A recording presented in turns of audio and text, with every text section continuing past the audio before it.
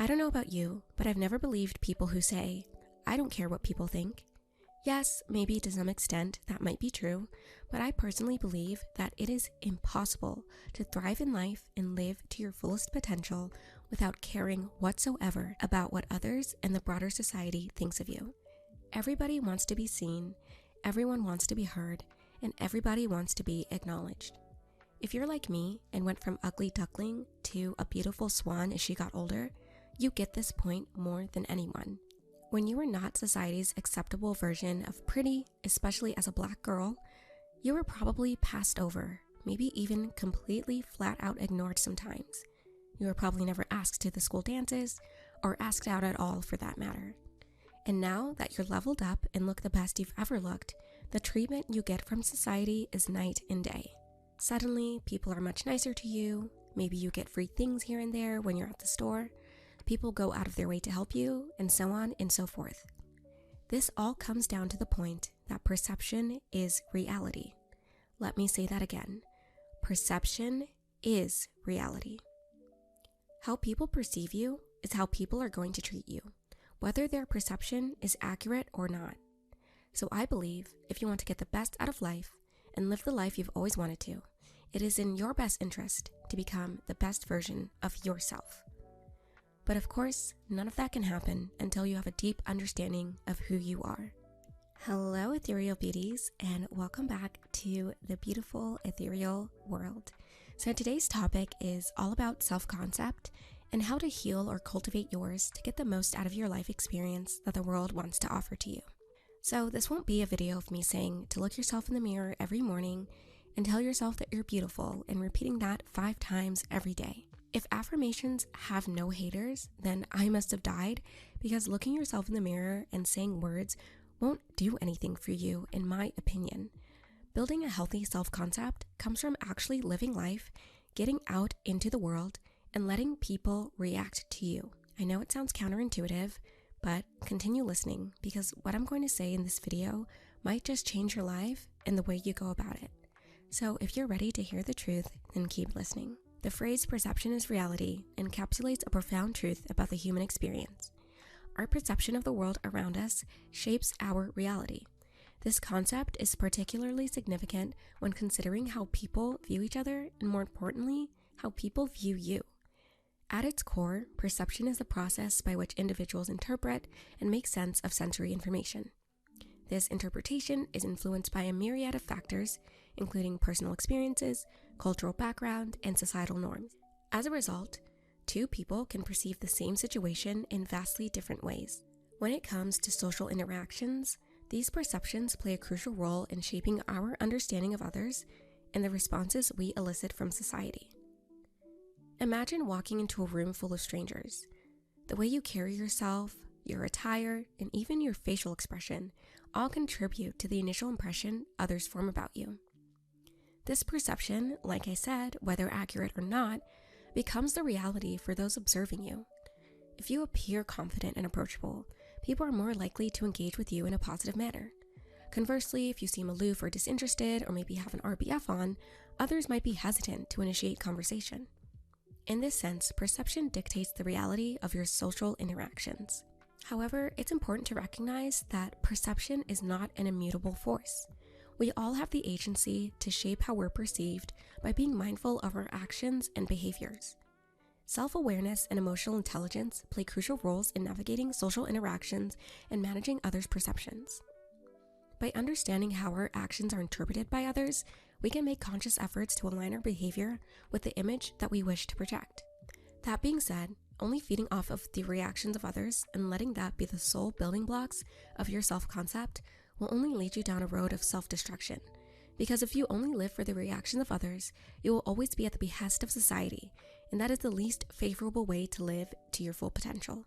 Nobody likes anyone who lives solely for the validation of others, because if they can build you up, they can just as easily tear you down. And people are not as oblivious as you might think. It is very easy to tell when someone is not being themselves and is instead living for others. This is when the desperate behavior and the pick-me tendencies come out. The number one way to turn people off is to give desperate energy. And I'm not only talking about where it pertains to men and romantic endeavors and romantic relationships. Desperate energy is a turnoff to everybody. It's a turnoff to strangers. It's a turnoff to potential friends. So it is better to be in a place of appreciating and even basking in the positive attention of others while also not feeling like you need it to have a positive view of yourself. But with that being said, one does not and should not cancel out the other. We do not live in a vacuum. We all live in a society and we interact with others. There is nothing wrong, and in fact, I highly encourage enjoying the external validation you receive from others, but this must coexist with first having a healthy self-concept. So self-concept is a fundamental aspect of our psychological identity, encompassing the beliefs and perceptions we hold about ourselves. It is the mental framework through which we understand who we are, how we see ourselves fitting in the world, and how we interpret our behaviors and experiences. Self-concept is composed of multiple dimensions, including self-esteem, self-image, and the ideal self. Self-esteem refers to the overall sense of self-worth and value we place on ourselves. It is shaped by our accomplishments, the quality of our relationships, and our personal values. A positive self-esteem contributes to a healthy self-concept, while low self-esteem can lead to negative self-perceptions and self-doubt. If you struggle with your self-esteem, a book I highly recommend is The 6 Pillars of Self-Esteem by Nathaniel Branden. I personally like audiobooks, and before I buy one, I always check to see if there's a free version on YouTube, and more often than not, there is. So I'll try to find it, and if I do, I'll leave the link to this audiobook in the description. So self-image is the mental picture we have of ourselves, which encompasses our physical appearance, our personality traits, and our abilities. It is influenced by various factors, such as personal experiences, cultural norms, and the feedback, whether positive or negative, that we get from others. Our self-image can be accurate or distorted, affecting how we view our capabilities and our worth. And then our ideal self represents the person we aspire to be. It includes our goals, our dreams, and our values. The alignment or disparity between our self-image and ideal self can impact our motivation and satisfaction with our lives. Striving to bridge the gap between the two can foster personal growth and fulfillment. The development of self-concept begins in early childhood and continues throughout our lives. It is shaped by interactions with family, peers, and society at large. Positive reinforcement, supportive relationships, and meaningful experiences contribute to the formation of a healthy self-concept. A well-developed self-concept is essential for overall well-being and psychological health. It influences our decision-making, resilience, and ability to cope with challenges. By understanding and nurturing our self-concept, we can build a strong foundation for personal growth and a fulfilling life. So now I'm going to delve into some of the steps and actionable items that I've taken to improve my self-concept and currently be at a place where I am completely and fully happy with myself, and not only happy, but I enjoy myself. I enjoy living life as myself. I would not for one day trade my life with the life of someone else. That is the point you need to be at. So step number 1 is to do an audit of your childhood and then work on reparenting yourself. Your childhood, as we all know, is the foundation of how you perceive the world and how you perceive yourself. That being said, however your childhood went, whatever people said about you back then does not have to resonate with you anymore. You have the power now to change your perception of yourself. So take some time to think back at all the moments, maybe where your parents or other kids at school made you feel less than. How did these words that were said to you affect how you see yourself now? What are some of those complexes that you might still be carrying around? When I did this, I was uncovering memories from the deep recesses of my mind that I had forgotten about, but were clearly influencing how I view myself and how I move through the world. So there are tons of videos on YouTube about reparenting yourself and tons of resources out there.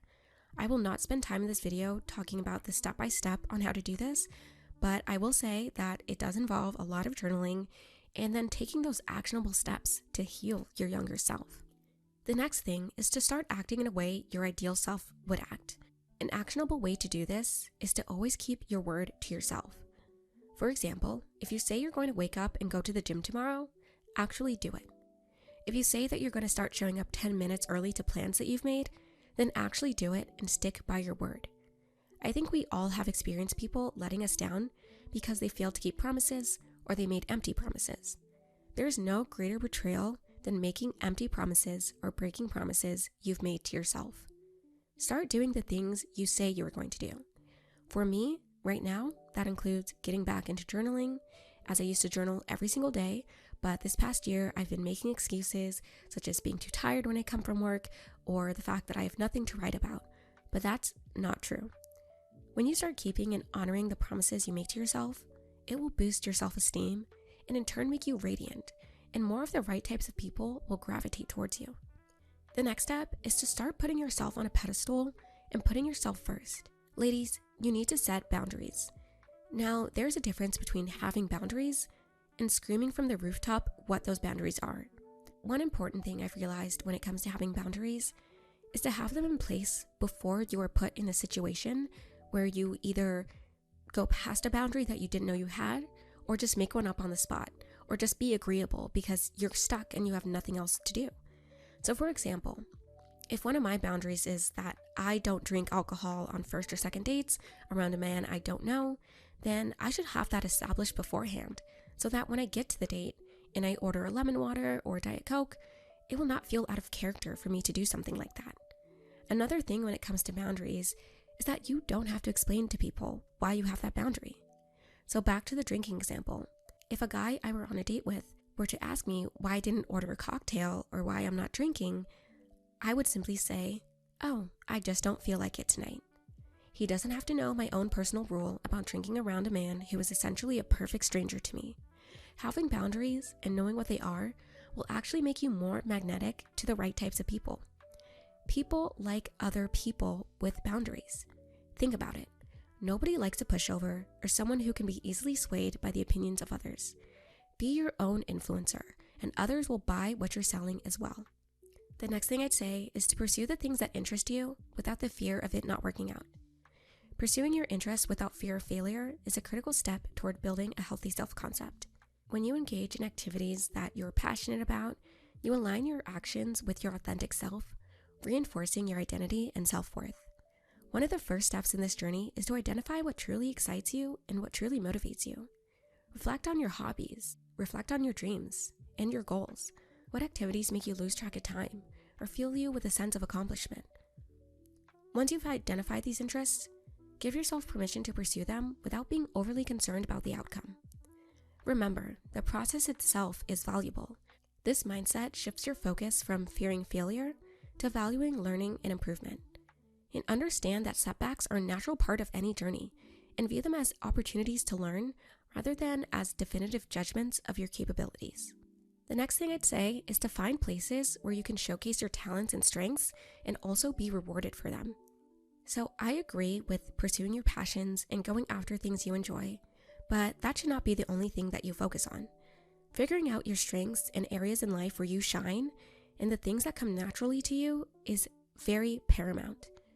For example, I'm someone who actually enjoys public speaking, and I've been told by many people that I am good at it. It's something that I've been good at since I was young. When I used to do presentations in school and even now at work, I'm always told that I have a very good stage presence, and I can just tell by the way people are captivated when I speak that public speaking is one of my natural strengths. I noticed it when I was young. I was in the 4th grade in elementary school, and I had auditioned for a talent show. And after my audition, one of my teachers, who was the organizer of the talent show, came up to me and said, "You have such great stage presence. I think that you should be the host of the talent show."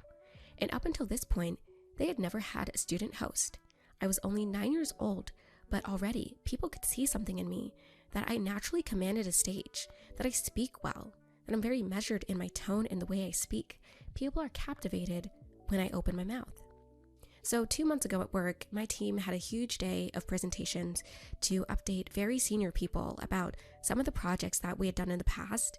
And because I was the most junior person on the team, they gave me the most projects to present. When the day was done, my manager messaged me on our Teams app to tell me how great of a job I did, and even told me that her boss, who was even more senior than her, told her how great of a presenter I am and how much he likes my speaking style. So this is part of the reason why I started this channel. If I have a gift that people clearly notice, then I should capitalize on it, and whatever your talent is, so should you. Now, your strength doesn't have to be public speaking, as I know that it's very anxiety-inducing for many people, but take a second to think about the things people compliment you on that come easy to you. Maybe it came in childhood, and it was something you never pursued, or maybe you know what it is, but there's something in you that's holding you back from showing that part of yourself. And if there is a way that you can monetize it, then you should definitely prioritize it. If you're a decent singer, maybe sign up for some open mics around town, maybe some that are paid, or make an Instagram or YouTube or TikTok account where you post covers. You never know who is watching and who is willing to pay you to be yourself. Do not be afraid of showcasing your natural talents. There is a reason why you have them. And when you get praised or even paid for the things that come naturally to you, that is a natural self-esteem booster. How you view yourself is how the world will view you too. No one wants to buy a product from a company that does not believe in their own product. People will buy what you're selling, but your ad campaign must first be rock solid. You are the product. How you want to be viewed and treated by the world is how you should first view and treat yourself. So that is it for this video. I hope you enjoyed it. I hope you got something out of it, and I'll talk to you later, Ethereal Beauties.